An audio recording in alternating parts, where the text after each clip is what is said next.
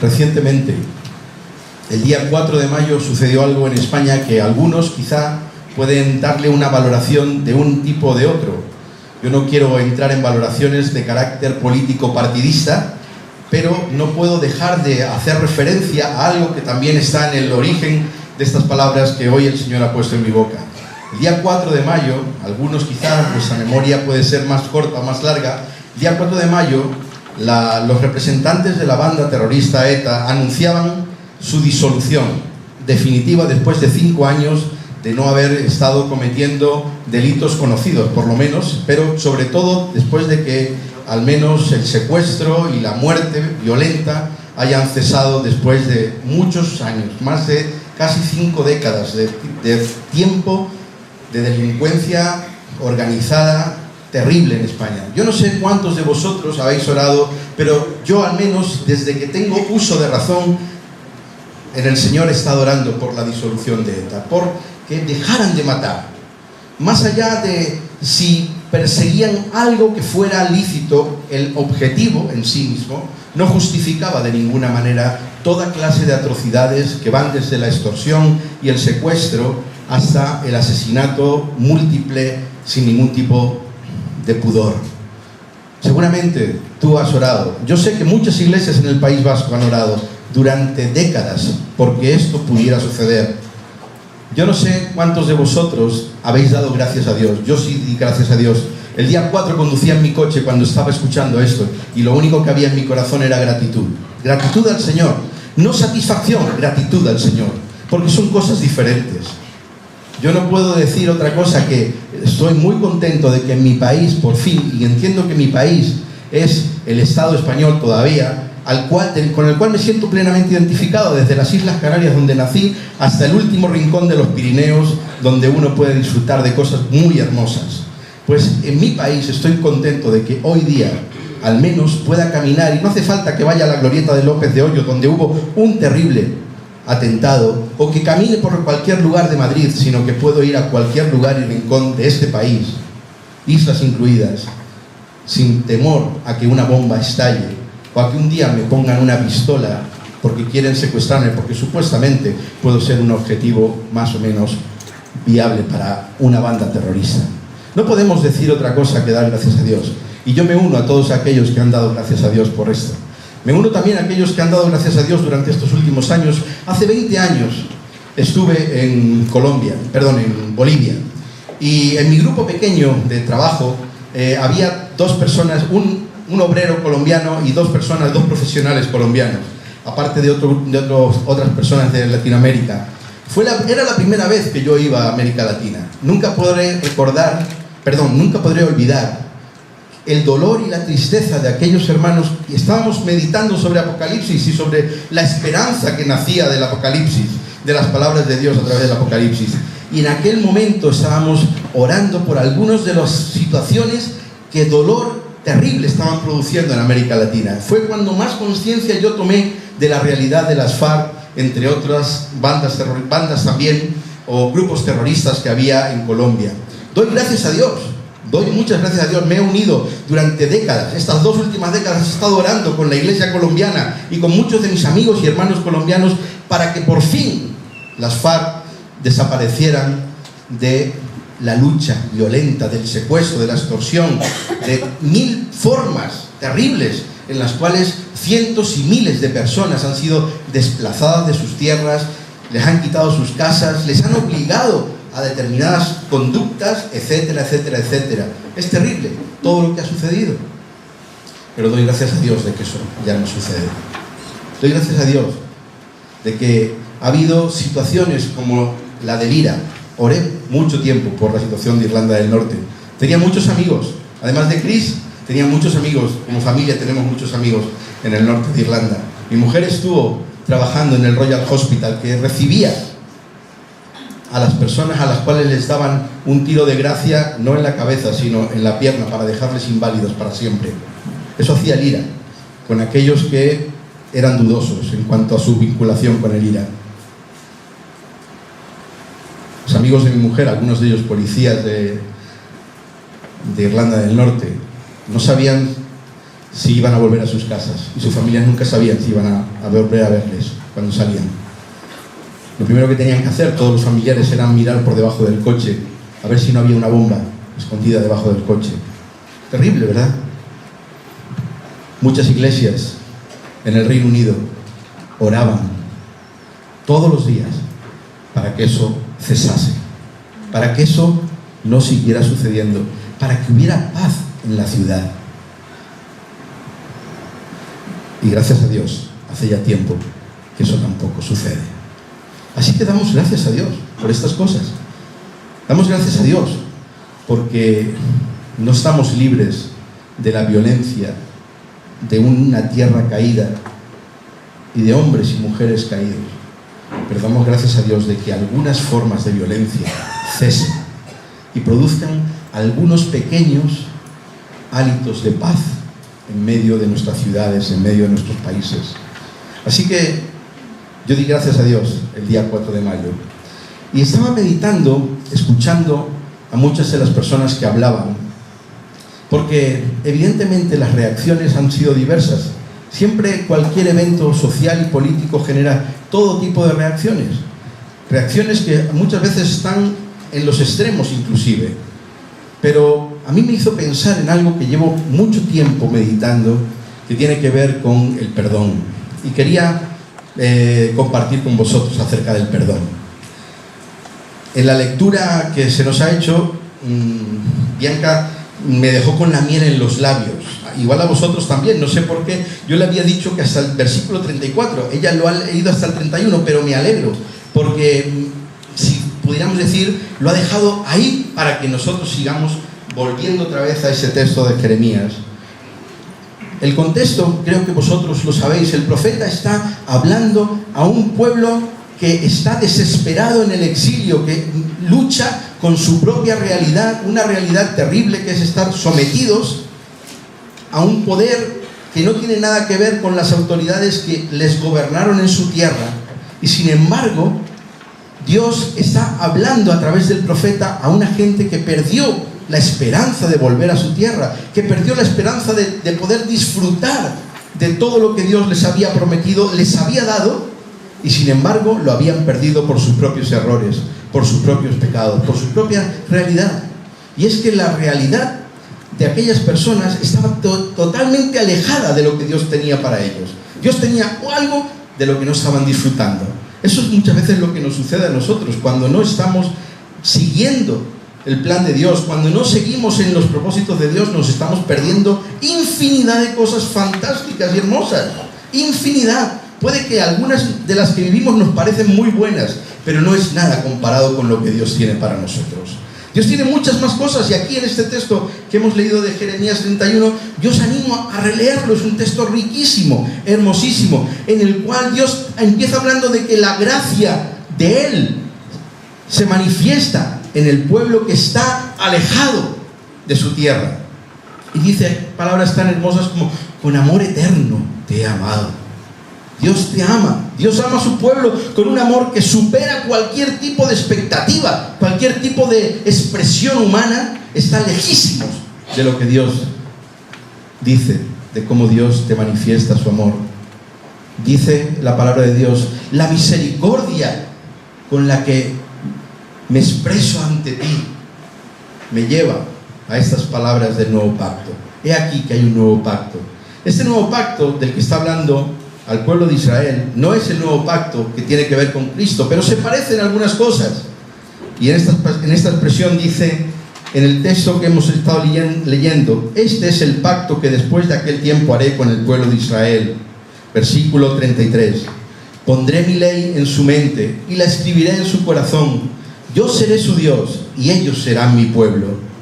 Y ya no tendrá nadie que enseñar a su prójimo, ni dirá nadie a su hermano: conoce al Señor. Porque todos, desde el más pequeño hasta el más grande, me conocerán, afirma el Señor. Y yo les perdonaré su iniquidad y nunca más me acordaré de sus pecados. Qué palabras tan hermosas.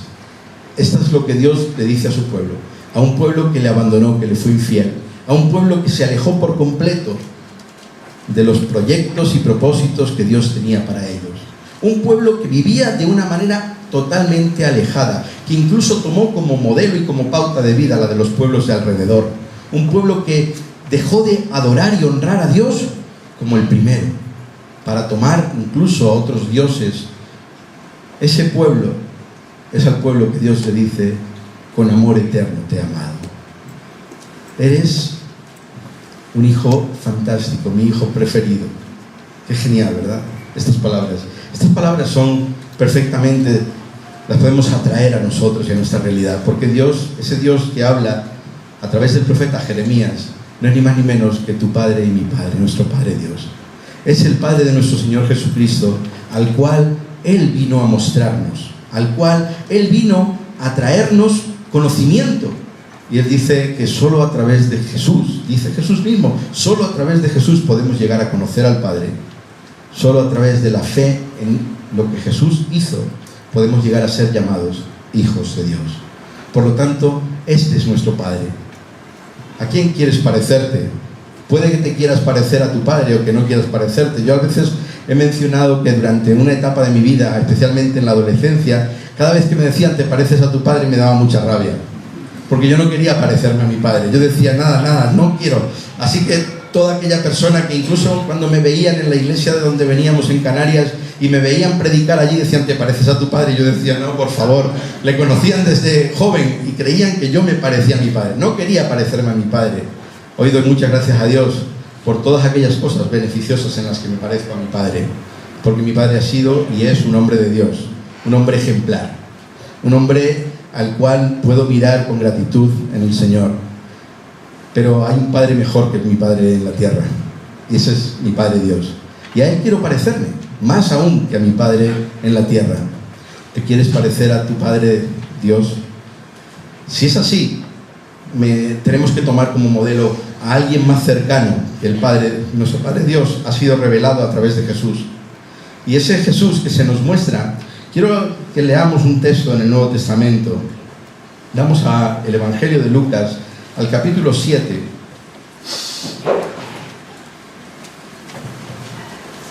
Y en el versículo 36 escuchamos la historia de un encuentro un tanto atípico. Es un encuentro que habla de un contraste de dos personas con dos conductas diferentes. Por un lado hay un fariseo llamado Simón. Es alguien que invita a Jesús a su casa. Sabéis que los fariseos, creo que es de sobra conocido por todos vosotros, eran personas que se distinguían porque no solamente por cómo vestían, sino porque eran personas que se les conocía por ser estrictos cumplidores de la ley. Eran referentes religiosos en el pueblo de Israel. Eran personas que incluso mostraban físicamente quiénes eran. Así que todo el mundo sabía que Jesús entró en casa de Simón. Y todos sabían en casa de quién estaba. Jesús no se distinguía por ser un fariseo. De hecho, le acusaron de todo. Incluso de todo lo contrario. Más bien era una persona que podían decir, este es un libertino. Mira, va con los pecadores. Así que alguien como él fuera con un fariseo, para los propios publicanos que le mirarían, decía, fíjate, nos dice una cosa y luego hace otra. Así que estaba en tela de juicio que Jesús entrara en la casa de Simón el fariseo. Entró allí y allí fue a comer con él. Seguro que Simón no estaba solo, porque las comidas en la antigüedad no eran comidas como las que a veces hacemos nosotros. Venga, invitamos a un amigo y comemos los dos. No, eran comidas amplias, generosas. Se invitaba mucha gente. La familia convivía junta. No podemos perder de vista que no era la familia nuclear de hoy, el matrimonio y los hijos, sino era la familia extendida. Así que aquello debía ser una comida grande. Y en aquel contexto de una comida hermosa, fantástica, fascinante, desde el punto de vista culinario, no sé si desde otros puntos de vista, porque a Jesús le estaban observando permanentemente, y los fariseos no se distinguían precisamente por observarle con gracia y con misericordia, sino más bien con todo lo contrario. Pretendían pillarle, pretendían identificar quién era exactamente, pretendían señalarle y desprestigiarle. Eso es lo que estaban intentando hacer con Jesús. No sabemos cuál fue la intención de Simón cuando le invita a su casa. Lo que sí sabemos es que Simón le invita con el propósito de al menos compartir ese tiempo y esa comida. Y en aquella comida se va a producir un hecho que es un escándalo. Y el escándalo está en el contraste. Aparece en la escena que nos dice el texto. Ahora bien, había, versículo 37, en aquel pueblo una mujer. La verdad es que a veces el texto bíblico puede parecer un poco sexista, pero es que esta es una realidad. Seguro que había hombres también, pero vamos, había una mujer que era pecadora. Vaya hombre, seguramente los hombres no lo eran, pero bueno, no apareció por allí ningún hombre pecador, apareció una mujer pecadora. Pero es que, veréis, hay una cosa, una mujer pecadora era lo peor de lo peor de lo peor.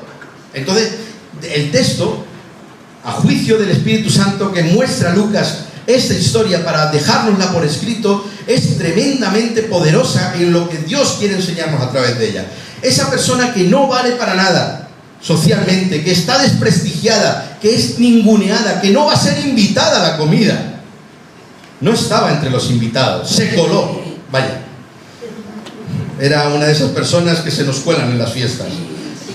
Y a veces cuando haces una fiesta no te gusta mucho que entre alguien que no estaba invitado, ¿verdad? Bueno, a Jesús se ve que no le importó demasiado, pero se coló esta mujer, dice, tenía fama de pecadora. Vaya, le precedía no su vestimenta, no su fama de ser alguien tremendamente religioso, sino todo lo contrario, alguien cuya conducta era puesta en evidencia y era señalada por todas las personas. Así que todo el mundo supo que Jesús estaba en la casa del fariseo y que una mujer pecadora también. Vaya, aquello era una mezcla tremenda. En aquella mezcla estaba Jesús en el medio, y Jesús dice que ella se entera de que Jesús estaba comiendo en la casa del fariseo y se presenta, pero por cierto no se presenta sola, lleva consigo un frasco de alabastro con un perfume. El perfume siempre ha sido caro, pero en la antigüedad era muy caro, era muy costoso el perfume. Así que no se presenta con las manos vacías, lleva la mochila cargada de sus errores, lleva la espalda con muchos cuchillos, de todos aquellos que le han clavado los cuchillos por la espalda, todas las palabras que van diciendo de ella, todo eso va detrás, pero ella lleva por delante un frasco de alabastro, y en aquel frasco lleva un perfume, un bien precioso y preciado en aquel tiempo, costoso. Y dice que se presenta delante de Jesús y que no sabemos muy bien por qué. Podemos especular por qué, pero estaba llorando. Vaya, no llegó a bailar delante de Jesús. No llegó pretendiendo exhibirse. Llegó humillada, no sabemos por qué. Quizá podemos especular que estaba avergonzada por sus errores o sus pecados, no lo sabemos, pero llegó llorando. Y llorando se puso a los pies de Jesús. Y llorando, dice que le bañaba los pies a Jesús con sus lágrimas. Vaya, no eran dos lagrimitas, eran lagrimones, para que poder bañar los pies de Jesús, ¿verdad? Y dice que el texto, que luego se los secó con los cabellos. Las mujeres en aquel entonces siempre tenían el pelo largo, así que una parte de ese largo cabello sirvió para sustituir a la toalla. Se los besaba y se los ungía con el perfume. Aquel era un gesto de reconocimiento. En la antigüedad, limpiar, lavar, cuidar de los pies era algo muy importante, porque los pies estaban siempre machacados, no había podólogos, no había zapatos cerrados tampoco. Lo que había era pies heridos y malheridos permanentemente por el camino. Y Jesús caminaba mucho, por cierto, así que sus pies tenían que estar también maltratados por el día a día. Era común que cuando tú llegabas a un lugar, un gesto de hospitalidad, de honra, era descubrir los pies de las personas y lavarlos. Era un gesto de hospitalidad, pero también un gesto de respeto hacia la persona. No había pasado esto en la casa de Simón, nadie lo había hecho con Jesús. Quizá le trataron bien hasta cierto punto. Es de esas visitas que no tienes muy claro cómo tienes que tratar, o no sabes muy bien cómo quieres tratarlas, ni demasiado bien para que no se queden tanto, ni demasiado mal para que no quedes en evidencia. Así que ahí estaba Jesús. Pero aquella mujer llegó y el fariseo que lo había invitado dijo para sí, esto lo descubre el Espíritu Santo, porque ni tú ni yo sabemos lo que hay en el pensamiento de los demás, que yo sepa. Así que Lucas tampoco lo podía saber si no era que el Espíritu Santo se lo mostraba de alguna manera. Y el fariseo pensaba para él mismo, elucubraba y especulaba diciendo, si este fuera realmente un profeta, si este tuviera inspiración de Dios, sabría quién es quien le está tocando y qué clase de mujer es esta, pecadora. Vaya, Simón no estaba conmovido por la escena. Simón no se sentía avergonzado porque él no había hecho nada de lo que esta mujer estaba haciendo. Todo lo que estaba era mascullando entre dientes. Quizá no debería haberle invitado. Este no debe ser quien dicen que es. Igual hubiera sido mejor haberle dejado predicando ahí en las plazas y que comiera lo que pudiera. Este de profeta no tiene nada, porque si fuera profeta, si fuera lo que debería ser, su comportamiento, su conducta tendría que ser otra. Es decir, ¿cuál? Me pregunto, ¿qué esperaba Simón de Jesús? Quizá esperaba que hiciera lo mismo que él. Quizá lo que esperaba era que la hubiera apartado, que le hubiera dicho, mira, tú no tienes lugar entre nosotros, tú no eres digna de estar aquí a mis pies, este no es tu sitio, por favor, ni siquiera me toques, que me estás manchando con tus pecados, estás ensuciando con tus lágrimas mis pies malheridos, tu perfume me huele mal. ¿Eso es lo que esperaba Simón? Quizá esperaba eso. Quizá era una conducta más propia de un fariseo, legalista y religioso, la que él esperaba ver en Jesús. ¿Cómo es que no identifica a esta mujer y la trata como tal? A mí me sorprende cómo trata Jesús a esta mujer. ¿A ti no? Entonces Jesús le dijo a manera de respuesta, Simón, hay algo que quiero decirte. Quizá levantó la mano y dijo, un momento, Simón. Y entonces le cuenta una historia.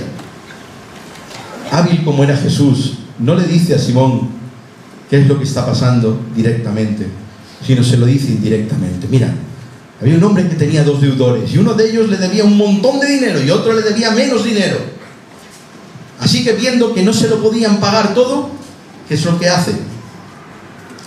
Va y les perdona la deuda. Uno 500 monedas de plata, el otro 50. ¿Cuál de los dos, dice, le amará más? Vamos, esto es una respuesta propia de la escuela dominical de los más pequeños. Lógicamente, todos sabemos sumar y restar. Es lo primero que aprendemos. Más le amará el que más le perdonó, ¿verdad? Lo cierto es que Simón se estaba quedando sin palabras. Él dice, por si acaso, dice el texto, supongo, es como cuando no quieres responder con firmeza algo que es muy evidente. Y te haces un poco el loco y dices, bueno, supongo, quizá, es posible. Tendría que haber dicho claramente lo que él sabía, porque era de perogrullo, era una realidad. El que más fue perdonado es el que amará más. Y entonces Jesús dice, ¿sabes una cosa? Aprobado, has juzgado bien, tienes razón. Y se vuelve a la mujer y entonces dice, ¿ves a esta mujer? Y le señala a Simón cuál es la diferencia entre la actitud de ella y la actitud de él. Ambos eran pecadores, aunque uno de ellos no se reconociera como tal. Jesús le muestra lo que ha hecho la mujer. Ni me besaste, ni lavaste mis pies, ni pusiste agua siquiera delante de mí para que me los lavara yo. No me ungiste la cabeza con aceite, pero ella ungió mis pies con perfume. Por esto te digo, ella ha amado mucho. Y si ha amado mucho, es porque sus muchos pecados le han sido perdonados. Aquel que siente o piensa que poco se le ha perdonado, poco ama. Entonces Jesús le dijo, tus pecados quedan perdonados. Y todos comenzaban a preguntarse entre los invitados, ¿y quién es este que perdona pecados? Si solo Dios puede perdonar pecados. Así que Jesús estaba manifestando su identidad a través de aquel gesto y de aquella acción. La pregunta que yo me hago, y quiero hacerte 3 en esta mañana. La pregunta que yo me hago es, ¿te consideras pecador o no pecador? Imagino que es una pregunta tan fácil que ninguno de vosotros va a decir no pecador, porque si no, no estaríais aquí. Pero hay algo más interesante todavía. ¿Te consideras el que ofende o el que es ofendido? Los 3 grupos que antes mencioné han dejado un reguero de víctimas, de personas ofendidas, de personas agredidas, dañadas. Han dejado un reguero y un rastro de dolor, de tristeza, de soledad. Y con ello, ¿qué han dejado? En muchos de ellos, una raíz profunda de rencor, de amargura. ¿Qué pasa cuando nosotros estamos constantemente mirando hacia atrás? Puede que nos suceda lo mismo que le sucedió a la mujer de Lot, que nos quedemos como estatuas. ¿Por qué? Porque no estamos viviendo en el plan de Dios. El plan de Dios no mira hacia atrás, mira hacia adelante. El plan de Dios no está en el pasado, está en el futuro. El plan de Dios es esperanza. El plan de Dios es ilusión. El plan de Dios trae alegría. El plan de Dios es paz y libertad. El plan de Dios no te deja atado a las experiencias terribles que puedes haber vivido en el pasado. Seguramente tú y yo hemos vivido experiencias tristes en el pasado. ¿Hay alguien aquí que no haya sido, ¿hay alguien aquí que no haya sido ofendido alguna vez? Si hay alguien que no ha sido ofendido, por favor que levante la mano. Alguien que nunca le han ofendido a nadie. ¿No? Vaya, o sea que todos habéis sido ofendidos en algún momento. Y posiblemente fuiste ofendido desde tu niñez. Puede que en tu adolescencia, puede que fueran incluso familiares tuyos quienes te ofendieran, quienes incluso te agredieran física o sexualmente. Puede ser, esto ha sucedido infinidad de veces. Puede que te menospreciaran, puede que te maltrataran, puede que te subestimaran, puede que te dijeran qué tonto eres, no vales para nada. Y puede que quien lo hiciera fueran tus padres, o tus hermanos, o tus abuelos. Puede ser que crecieras y de pronto tuviste un novio o una novia, pero un buen día te dijo cosas terribles y te dejó tirado o tirada. Puede ser que incluso te casaras y posteriormente te quedaras viviendo en la tristeza y en la añoranza de una vida que no era la que esperabas. Puede ser que tengas un montón de heridas, de daño profundo en tu corazón. Si todavía vives mirando hacia atrás, hay algo que Dios quiere hacer en tu vida. Si todavía lo que hay es una mirada hacia atrás, es que hay algo que Dios quiere sanar, de lo que Dios quiere liberarte. Dios quiere librarte de todo eso. ¿Y cómo lo hace Dios? Dios lo hace perdonando. A veces pensamos que el perdón solo sucede cuando alguien te lo solicita, pero no es cierto. El perdón no es un derecho de nadie, es un privilegio del que perdona. El perdón es un regalo. El perdón tiene unos beneficios tremendos. Y primero, para el que ha sido ofendido, para la víctima. A veces pensamos que yo no puedo perdonar a alguien si no me pide perdón. Pero ¿sabéis? Eso no es cierto. Eso no es cierto. Jesús está en la cruz y dice, en un texto controvertido, Esteban imita a Jesús y cuando es apedreado dice, no se lo tengas en cuenta, Padre. Perdonar no es un acto que viene después de. Es un acto que tiene que ver con un corazón agradecido, lleno de amor y de misericordia. Perdonar es un regalo de Dios. Dios te ha perdonado, ¿o no? ¿No te perdonó? ¿Has ofendido a alguien? Vuelvo a decir la pregunta. ¿Hay alguien aquí que no haya ofendido a otra persona? ¿No hay nadie? Vaya. Entonces este mensaje es para ti y para mí. Porque te han ofendido y has ofendido. Es decir, somos agredidos y somos agresores. Somos ofendidos, pero también ofendemos o hemos ofendido. Si esto es así, es posible que todavía haya alguien a quien no hayas perdonado. Puede que sea alguien incluso a quien hace años que ni siquiera ves. Alguien con quien te cuesta hablar. Alguien con quien te costaría compartir un café.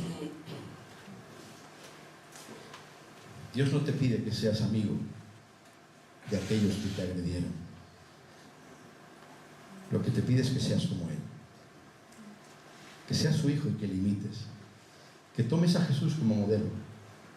¿Cuál es el modelo social en el cual Jesús se movía y nosotros también? Es el modelo de la venganza. Es el modelo del ojo por ojo y diente por diente como límite. Porque antes del ojo por ojo y diente por diente era 2 ojos por uno, 2 piernas por una, un hermano, no, 10 por 1, etcétera, etcétera. Ese es el camino de la venganza.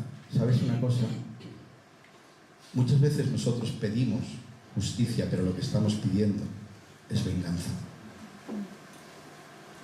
Muchas veces las víctimas, a quienes entendemos y comprendemos, y si no lo hacemos, mala cosa por nuestra parte, porque deberíamos estar siempre con el que sufre, siempre. Pero el sufrimiento no justifica nada. El sufrimiento no justifica ni los sentimientos ni los hechos del que sufre. El sufrimiento ha de ser comprendido, acompañado y llevado a la cruz. Pero Dios quiere perdonar y Dios quiere que tú y yo perdonemos. Que lo hagamos como Él lo hace. ¿Sabes lo que es perdonar? Perdonar es no volver a mirar hacia atrás. Jesús lo hace. Pero es que Dios en su palabra en Jeremías dice, perdonaré y no me acordaré más. ¿Qué es perdonar? Es no tener en el medio la misma historia. ¿Cuántas veces decimos, yo ya le perdoné? Eso sí. Eso sí sobra. Yo le perdoné, pero ese pero sobra. Quizás que aún no hemos perdonado. Perdonar es no tener en cuenta. Es quitar de en medio. Es lo que Dios hace con nosotros. Cuando nos perdona, Él quita de en medio lo que nos separa entre Él y nosotros. Nos libera de todo lo que hemos hecho. Pero perdonar los pecados solo Dios puede. Pero perdonar las ofensas podemos tú y yo. Cuando Jesús es apelado llamando y es llamado a que le enseñen, los discípulos quieren aprender a orar. ¿Sabéis? Hay una expresión que seguramente aprendiste de memoria hace mucho tiempo y tiene que ver con el Padre Nuestro. Y el Padre Nuestro dice: perdónanos como nosotros perdonamos.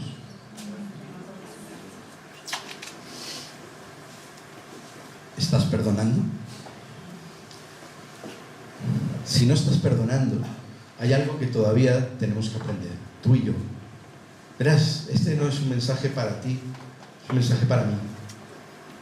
Es un mensaje para nosotros. Yo necesito también poner en práctica esto cada día. Necesito ponerlo en práctica en mi vida, porque también me han ofendido.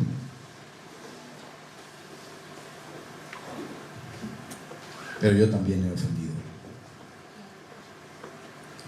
Por eso no soy mejor que quien me ofendió. Y necesito que la gracia de Dios llene mi vida, que su amor, ese amor eterno con el que me ha amado, se manifieste en mi vida, porque el perdón es fruto de un amor que no tiene medida. El perdón es un regalo. ¿Quieres vivir en el pasado o quieres vivir en el presente mirando hacia adelante? Verás, esa es una elección. Eso no lo podemos decidir unos u otros por ti. Nadie puede decidir por ti. Solo tú puedes perdonar a aquel que incluso no te pide perdón. Solo tú. Perdonar te beneficia a ti el primero, pero beneficia a los que están contigo. Beneficia a tu comunidad. Cuando perdonamos, vuelve la alegría. Cuando perdonamos, vuelve la paz. Cuando perdonamos, hay libertad. Cuando perdonamos, los muros caen. Cuando perdonamos, las barreras desaparecen. Cuando perdonamos, la soledad se vuelve compañía. Cuando no perdonamos, lo que hay es rencor, amargura, tristeza, nostalgia. Elige. ¿Dónde quieres vivir? Tú personalmente, ¿dónde queremos vivir? Juntos. Cada país, cada pueblo, tiene que tomar decisiones también. Y más allá de los instrumentos jurídicos, políticos, etcétera, etcétera, tenemos que mirar hacia adelante. Mirar en la esperanza que recae en aquel que con amor eterno te ama, nos ama, que perdona todas nuestras iniquidades y que dice: no me acordaré más de ellas. Yo no he querido hablarte hoy como ofensor. Eso lo tienes mucho más claro, seguramente. Yo también lo tengo claro. He querido hablarte como ofendido. Porque a veces lo fácil es pensar siempre en mí como ofensor, como el que agrede. No te des un baño de autocompasión. No te lamentes por lo que te hicieron. Perdona. Y si no puedes, a mí a veces me cuesta, pídele al Señor que su gracia sobreabunde sobre ti, que su amor llene tu corazón, que te ayude a perdonar a quien no puedes perdonar. Por ti mismo no puedes, pero en Cristo, en su ejemplo, en su cruz, bañados por su gracia, podemos. Que Dios nos ayude, que nos ayude a ser una comunidad de personas que perdonan, que han perdonado, de hombres y mujeres que cuando miran hacia adelante y no hacia atrás, que cuando miran hay alegría y gozo, dando gracias a Dios por lo que hizo, pero mirando hacia adelante por lo que Dios va a hacer. Grandes cosas quiere hacer Dios entre nosotros. El Señor cumpla sus propósitos en su vida, en tu vida, en mi vida, en nuestras vidas, y que a Él sea la gloria. Vamos a concluir orando y voy a pedir al grupo de alabanza, sí, por favor, o a los que queden del grupo de alabanza, sí, por favor, podemos cantar Gracias Sublime. Padre y Dios nuestro, te damos muchas gracias en esta mañana por el amor con el que tú nos has amado. Te damos gracias, Padre, porque nos has perdonado, porque tu perdón nos ha liberado. Gracias porque has puesto paz en nuestro corazón. Gracias porque lo que resurge de la tristeza, de la afrenta, de la ofensa, es tu gloria, la gloria de tu misericordia, la gloria de tu gracia. Te pedimos, Señor, que pongas en nosotros las fuerzas que no tenemos para perdonar a otros, que pongas un corazón lleno de amor, de compasión, de misericordia por aquellos que quizá nos agredieron y que todavía ni siquiera han hecho nada por restaurar la relación con nosotros. Ayúdanos a perdonar. Señor, queremos perdonar porque queremos vivir libres, porque queremos seguir los pasos de Jesús, porque queremos ser como tú, Padre. Te alabamos a ti y pedimos, Señor, que nos ayudes a mirar hacia adelante en paz, en el nombre de Jesús. Amén. Puede ponerse en pie y buscar la cabeza.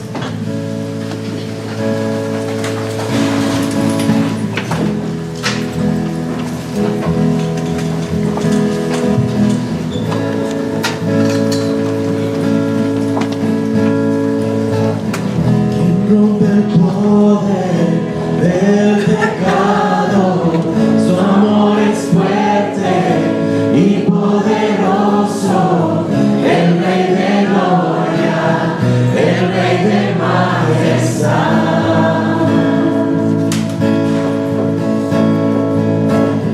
Conmueve el mundo con su estruendo y nos asombra por maravillas, el Rey de gloria, el Rey de majestad. Gracias sublimes, perfecto es tu amor.